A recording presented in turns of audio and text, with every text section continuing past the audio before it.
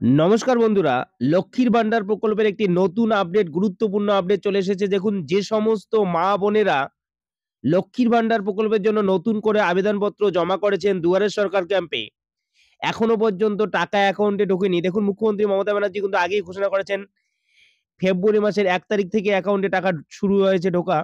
যারা এখনো পর্যন্ত অ্যাকাউন্টে টাকা পাননি, তারা কিভাবে চেক করবেন?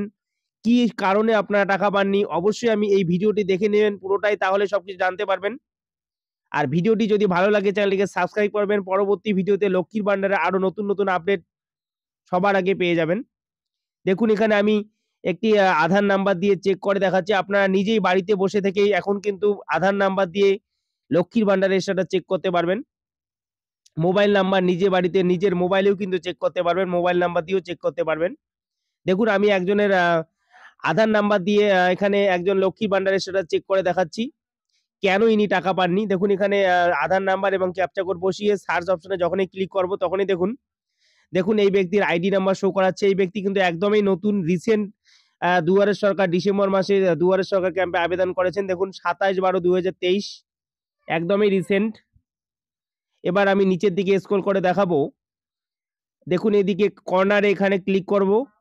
এখানে কর্নারে ক্লিক করলেই বুঝতে পারবো যে এই ব্যক্তির নাম-ঠাম সবকিছু শো করাচ্ছে দেখুন।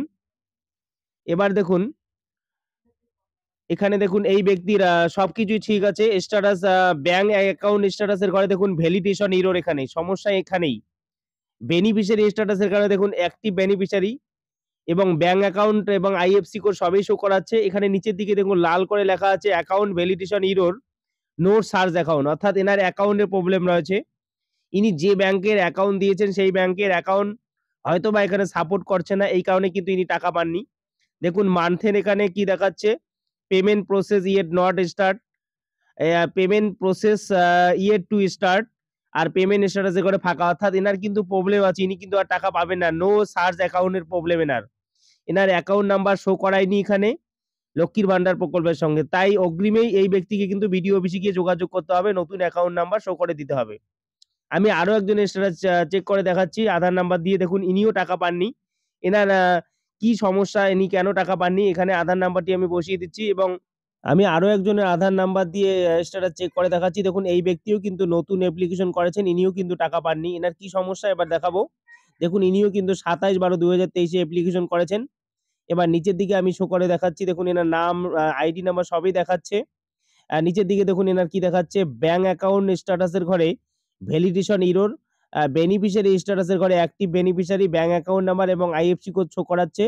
Account validation error, mark pending, অর্থাৎ এই ব্যক্তিরও কিন্তু অ্যাকাউন্টের সঙ্গে আধার নাম্বারে কোনো একটা প্রবলেম রয়েছে। সেই কারণে কিন্তু ইনিও টাকা পাননি। দেখুন মান্থের ঘরে এখানে payment process yet to start লেখা চলে আসছে এবং পেমেন্ট স্ট্যাটাসের ঘরে কোনো লেখা এখনো আসেনি। অর্থাৎ এই ব্যক্তিও কিন্তু নতুন অ্যাপ্লিকেশন করেছে। ইনিও কিন্তু নতুন টাকা পাননি এখনো পর্যন্ত লক্ষ্মীর ভান্ডারের। তাই বলছি বন্ধুরা, অবশ্যই আমি একজন বিডিও অফিসের অধিকর্তার সঙ্গে যোগাযোগ করেছিলাম। তিনি বলেছিল যে ওনাকে বিডিও অফিসে অবশ্যই যেতে হবে এবং সেখানে গিয়েই ওনার সমস্যার সমাধান করতে পারবে। তাহলেই কিন্তু ওনারা লক্ষ্মীর ভান্ডার প্রকল্পের পরবর্তী কিস্তি টাকাগুলো পাবে।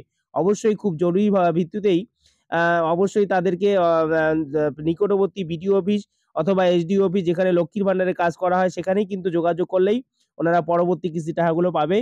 সেখানেই খতিয়ে দেখা হবে কি কারণে তারা টাকা পায়নি। এরকম ভিডিও দেখার জন্য অবশ্যই চ্যানেলটিকে সাবস্ক্রাইব করে রাখবেন, লাইক ও শেয়ার করতে ভুলবেন না। নমস্কার।